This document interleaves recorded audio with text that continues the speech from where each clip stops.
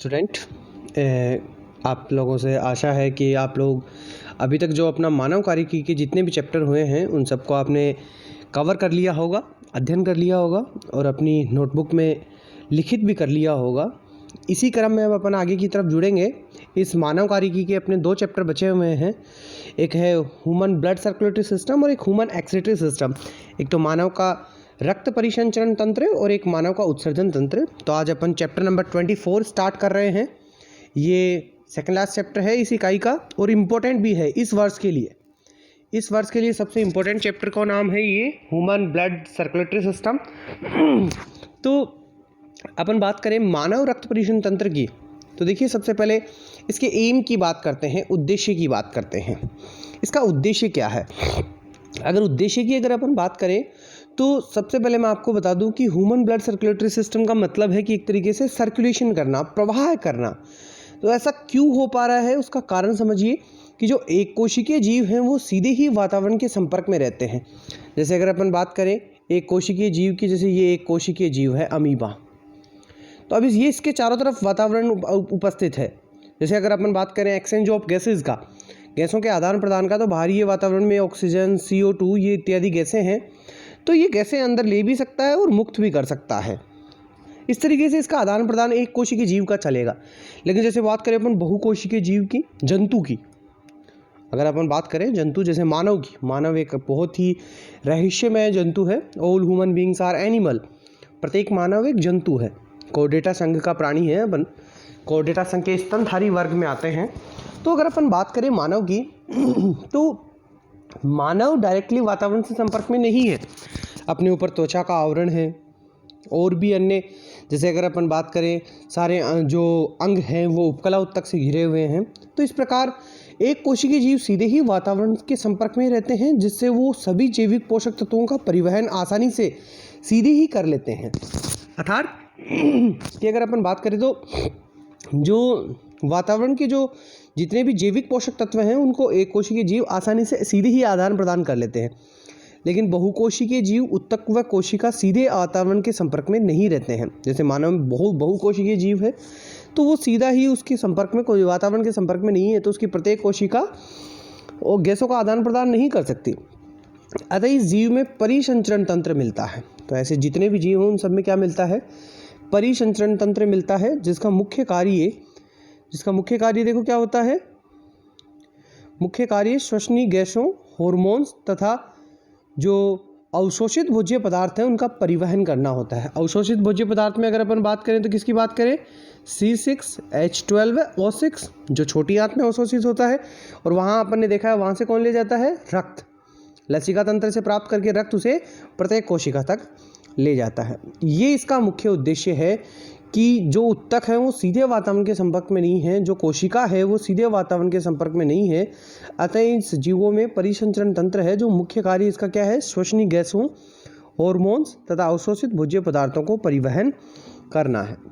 ठीक है, रक्त में ये सब रख दिए जाते हैं। श्वसनीय गैसें भी रक्त ही लेकर जाता है, हॉर्मोन्स भी, भोज्य पदार्थ भी, अवशोषित भोज्य पदार्थ भी।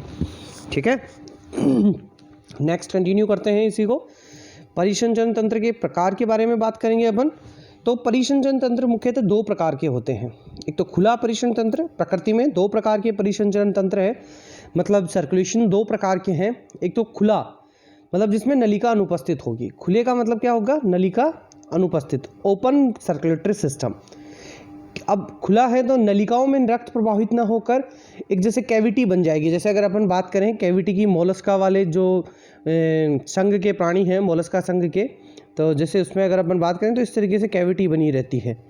अब ये कैविटी बनी रहती है, इसके चारों तरफ बॉडी है, ये कोशिकाएं हैं। अगर अपन बात करें ऐसे जीव की, तो यहाँ पर रक्त आकर भर जाएगा। ये यहाँ पर क्या भरा हुआ है? रक्त भरा हुआ है। अब यहाँ से प्रत्येक कोशिका इस रक्त को क्या कर लेगी?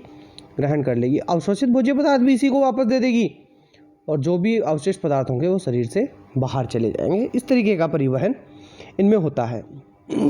अगर अपन बात करें बंद परिसंचरण तंत्र की, तो देखिए बंद परिसंचरण तंत्र, नलिका उपस्थित होती है, अतः रक्त सब जो बंद नलिकाएं हैं उसमें बहता है।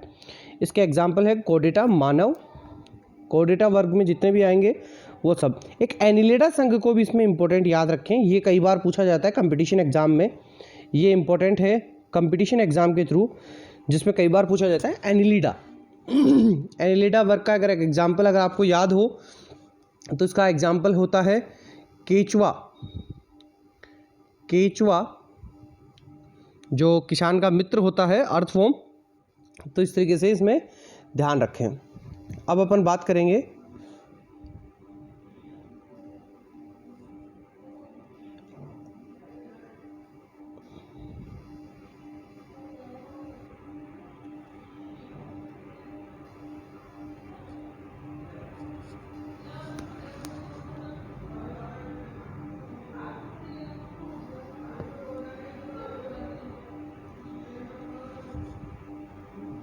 रक्त की। अपन बात करेंगे सीधे अब रक्त की। अगर रक्त की बात करते हैं तो अपन सबसे इम्पोर्टेंट है रक्त अपने। देखो रक्त की अगर अपन बात करते हैं, रक्त की अगर अपन बात करते हैं तो देखिए सबसे इम्पोर्टेंट बात, रक्त एक तरल संयोजी उत्तक है जो मानव में परिवहन का कार्य करता है। रक्त के सामान जो सामान्य बिंदु हैं वो किस तरीके से हैं, अगर देखें सबसे इम्पोर्टेंट कि रक्त के सामान्य बिंदु कौन कौन से हैं, तो सबसे पहले देखिए रक्त एक तरल संयोजी उत्तक है। देखो तरल संयोजी उत्तक का मीन्स जो लिक्विड कनेक्टिव टिश्यू है। संयोजी उत्तक का मतलब क्या होता है, जोड़ना, दो भागों को जोड़ना। ये तरल है, तरल पदार्थ है जो दो भागों को जोड़ता है, दो कोशिकाओं को जोड़ता है, दो उत्तकों को जोड़ता है। उत्तक है जो मानव में परिवहन का कार्य करता है। रक्त के सामान्य बिंदु क्या है, देखो सामान्य बिंदु में सबसे पहले रंग की बात करें, रंग को नोट कर लें। इसका जो रंग होता है लाल, चमकीला लाल होता है, ब्राइट रेड। इसका कारण क्या है, इसका कारण है, चमकीला लाल होने का कारण है कि इसके अंदर एक हीमोग्लोबिन अणु उपस्थित होता है, और हीमोग्लोबिन अणु बना होता है लौह तत्व का, आयरन का, और आयरन में इसकी उपस्थित होती है Fe+2 और Fe+3। इसी आयन की वजह से, ये केमिस्ट्री में आएगा आपके पास, कभी देखना अगर आप केमिस्ट्री में पढ़ोगे, जो कार्बनिक केमिस्ट्री होती है, जैसे आप कहते हैं इनऑर्गेनिक केमिस्ट्री जो होती है अपनी, उसमें जब आप एस ब्लॉक, पी ब्लॉक इस तरीके से पढ़ोगे, या फिर जो उपसह संयोजक यौगिक वाला जब चैप्टर आएगा तो वहाँ पर आएंगे बार बार कि Fe+3 इस अवस्था में, आयरन अपनी +3 अवस्था में लाल रंग को प्रदर्शित करता है। Fe+2 अवस्था में भी प्रदर्शित करता है और +3 में भी। तो इसी के कारण उसका रंग कैसा रहता है, रक्त का लाल रंग होता है, क्योंकि रक्त किसका बना होता है, लौह तत्व का बना हुआ है एक तरीके से। आयतन, आयतन मतलब कितनी उपस्थिति है, तो सबसे पहले अगर अपन बात करें तो आयतन की अगर अपन बात करें तो कितनी उपस्थिति है, 5 से 6 लीटर तो होती है मेल में। ये मेल का सिंबल है, बॉयज़ आप ध्यान रखें, ये मेल का संकेत है इस तरीके से, ठीक है। और फीमेल जो है उसमें थोड़ी सी कम होती है रक्त की मात्रा। फीमेल का सिंबल ये रहा, ठीक है। तो ये कम क्यों है, तो ये शारीरिक क्षमता के कारण है, प्राकृतिक है, क्योंकि फीमेल जो होती हैं शारीरिक दृष्टि से मेल से थोड़ी कमज़ोर होती हैं। इसका पीएच क्षारीय होता है 7.4। गुरुत्व भार की, गुरुत्वाकर्षण में ये कितना भार अनुभव करता है अपने शरीर में, तो 1.059। एक यूनिट, तो एक यूनिट का मतलब होता है 350 ml।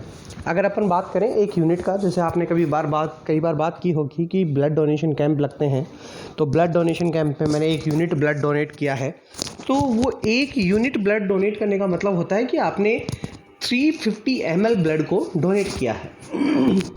तो वास्तव में इस तरीके से वो एक यूनिट जो है मेजरमेंट है उसका। नेक्स्ट, रक्त के संगठन की बात करें तो उससे पहले देखो 2 पॉइंट बने हुए हैं यहाँ पर। ये स्पेशल पॉइंट होते हैं कंपटीशन एग्जाम के थ्रू, यहाँ पर इनकी भी बात आएगी। जैसे अगर अपन बात करें कि आरबीसी का निर्माण लाल अस्थि मज्जा में होता है। ये आरबीसी क्या है, तो रक्त की कोशिका का नाम है, रेड ब्लड सेल्स। ये आप 10th क्लास में भी पढ़ चुके हो, लाल रक्त कणिकाएं। और आरबीसी का संपूर्ण जीवन काल 120 डेज का होता है, 120 दिन का होता है।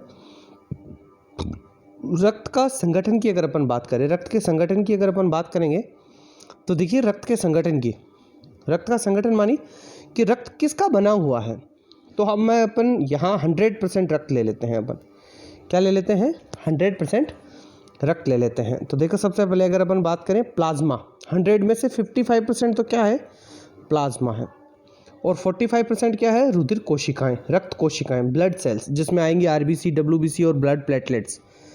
55% जो है उसमें 99% तो वाटर है, ठीक है, और बाकी जो 90%, 99 नहीं है ये, ठीक है, 90% है ये, 90% तो वाटर है। वैसे अप्रोक्स अपन 92% मानते हैं, लेकिन मैंने इसको औसतन मान दिया है, फिक्स तो 92 होता है, अप्रोक्स मैंने 90% मान दिया है।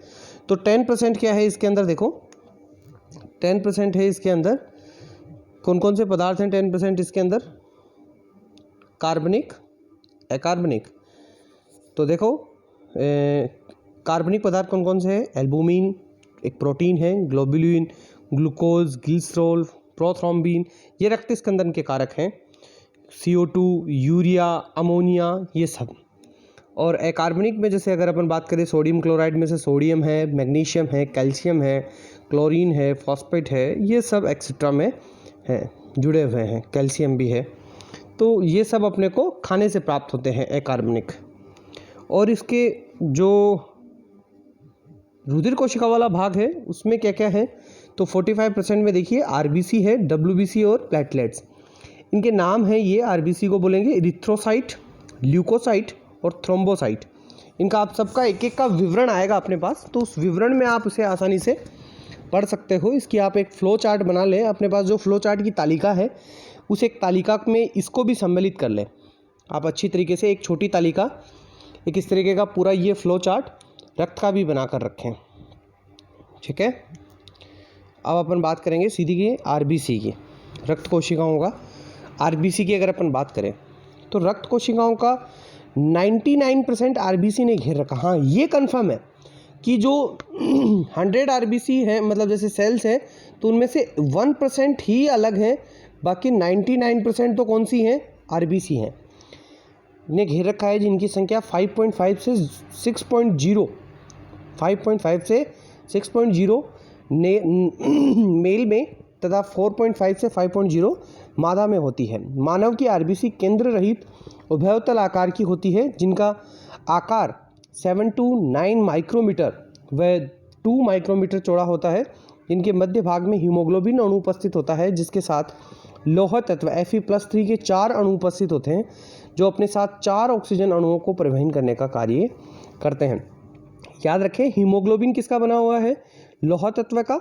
कितने लौह तत्व उपस्थित होते हैं, 4, और ये चारों के चारों एक एक ऑक्सीजन के अणु को ले जाने के लिए कैपेबल हैं या पर्याप्त हैं। एक सामान्य स्वस्थ मनुष्य में हीमोग्लोबिन की मात्रा 12 से 16 mmHg होती है। आप इसको बिल्कुल इम्पोर्टेंटली याद रखें, ये कई बार काम में आता है जब घर पर कोई हेमेटोलॉजी रिपोर्ट आती है। हेमेटो शब्द यूज़ किया जाता है, हेमेटो शब्द यूज़ किया जाता है, हेमेटोलॉजी,